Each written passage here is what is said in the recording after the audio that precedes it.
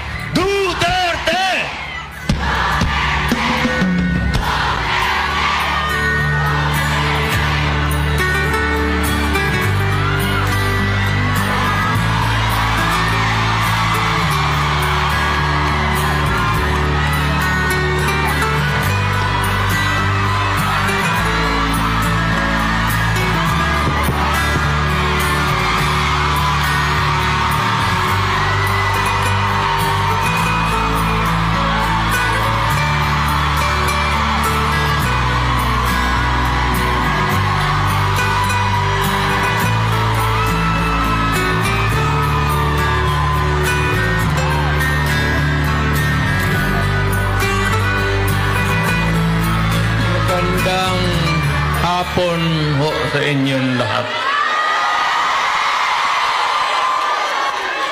Alam niyo, I do not know if you still believe in me.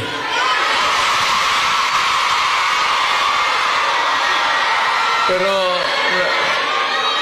nakatingin ako sa inyo. Ano ko?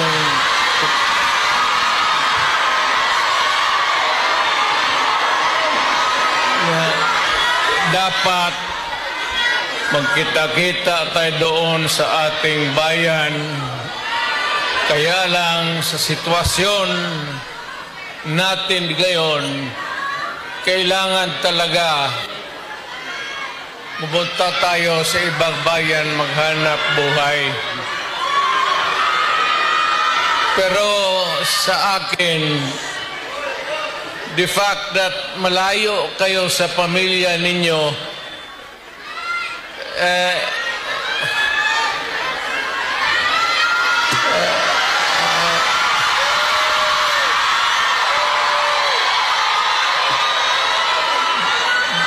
dama ko yung lungkot at alam ko yan. Kasi ganoon rin ako noon. Almost 3 years sa labas ako nagtatrabaho. Well, nagtitraining para sa connection ko sa pagka-abogado. Kaya OFW, yan ang pinakamasarap na magkikinig ako. OFW, mabuhay kayong lahat.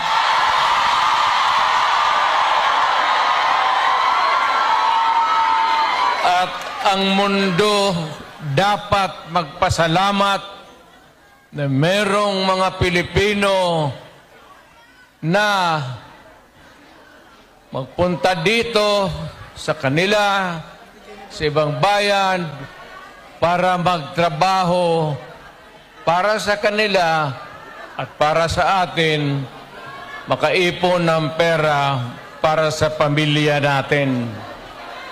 Kasi, well, you know, it could take about 7 to 10 years bago mawala itong sitwasyon natin na ganito.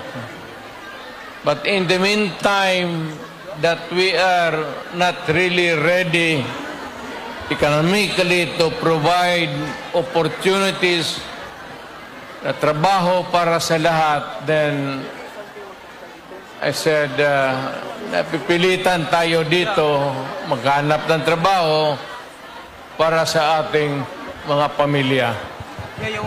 Kaya ako ngayon dito, this is not the first time that I have kaharap ko kayo.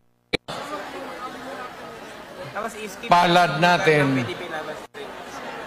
at magdasal tayo na yung pagod ninyo ngayon dito